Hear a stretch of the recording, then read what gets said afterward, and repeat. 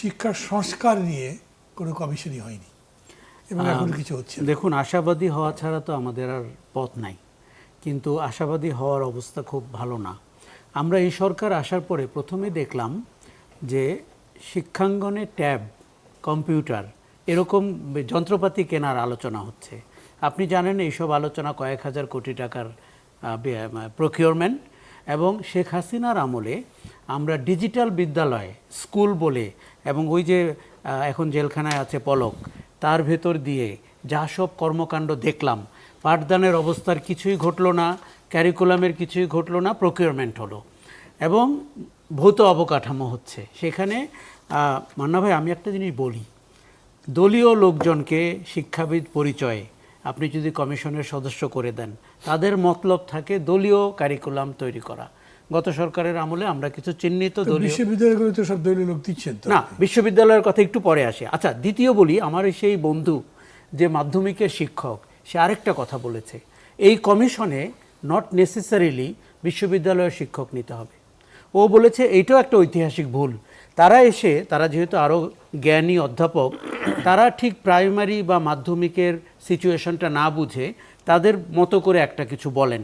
Primary এবং মাধ্যমিকে অনেক ভালো শিক্ষক আছে, আপনি তার মতামতটা নেন।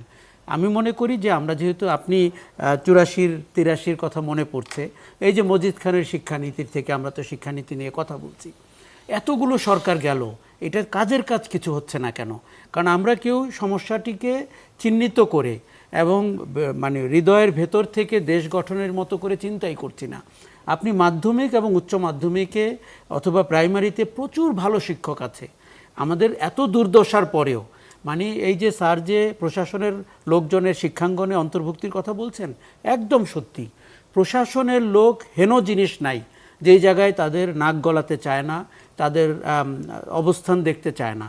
আপনি একটা জাদুঘর করবেন, সেখানেও তারাই আসবে, মানে কালচারাল অঙ্গনের কেউ যেন ওই জাদুঘরে চাকরিটা না পায়। কাজেই এই প্রবণতা আপনাকে বন্ধ করতে হবে। এখন রাজনৈতিক সংস্কৃতি বা এটা যদি একটা পলিটিক্যাল স্ট্রং ম্যান্ডেট না হয়, এজেন্ডা না হয়, আপনি তো এই সংস্কারগুলো করতে পারবেন না। গত সরকারের সময়, ফ্যাসিস্ট সরকারের সময় আমরা দেখেছি শিক্ষার্থী শেষ হয়ে যাচ্ছে, পরীক্ষার্থীরা সামনে চলে আসতেছে, এবং পরীক্ষার্থীরা সবাই জিপিএ 5, 84%, 86%, 90%। এবং গণভবনে এই শিক্ষামন্ত্রী একসময় কমিউনিস্ট পার্টি করতো, লোকটাকে আমার প্রায় মনে পড়ে, যে এইসব রেজাল্ট নিয়ে যাচ্ছেন, সব ভুয়া, ফেক, মানে টেবিলে বসে বানানো রেজাল্ট। জাতির এত ক্ষতি করেছেন। ওই শিক্ষামন্ত্রী চাঁদপুরের মেঘনা নদী দখল করে বিশ্ববিদ্যালয় হবে বলে জমি কিনে সেটা আবার সরকারের কাছে বিক্রি করেছেন। এখন দ্য মিনিস্টারের যদি এই ক্যারেক্টার হয়, দ্য মহিলা শিক্ষামন্ত্রী ছিল, তাহলে আপনি শিক্ষাঙ্গনে কি পাবেন? আমাদের কথা হচ্ছে যে ভাই, আপনি অনেক জায়গায় করাপশন করেন, আমি একেবারে ছেড়ে দিতে বলছি না হঠাৎ করে। কি কথা বলছেন? না, আমি বলছি এই জন্য দুঃখের সাথে বলছি, শিক্ষাঙ্গনটাকে কি ছেড়ে দেওয়া যায়? এবং দুই ধরনের করাপশন, নীতির করাপশন থেকে বাইরে রাখতে হবে, অর্থনৈতিক করাপশন থেকেও বাইরে রাখতে হবে। নীতির করাপশনটা খুব জরুরি। আমাদের একটা সিদ্ধান্ত নিতে হবে যে আমরা কি আসলে জ্ঞানের জন্য শিক্ষাঙ্গন চাই নাকি কমার্শিয়াল পারপাসে শিক্ষাঙ্গন চাই। এই ডিসিশন নিতে হবে। দেখুন, প্রফেসর সাহেব যেমনটি বলেছেন, আপনি কিন্তু একটা পার্সেন্টেজও ভাবতে পারেন যে আমাদের একটা কারিগরি বিদ্যার জায়গা থাকবে, আমাদের জুৎসই শিক্ষার। এই যে একসময় আমরা দেখলাম সবাই বিজনেস স্কুল গ্র্যাজুয়েট হয়ে যাচ্ছে, মানে যার সাথে ধাক্কা লাগে সেই বিজনেস স্কুল গ্র্যাজুয়েট, বুয়েটে পড়েছে, ঢাকা মেডিকেলে পড়েছে, আবার আইবিএতে পড়েছে।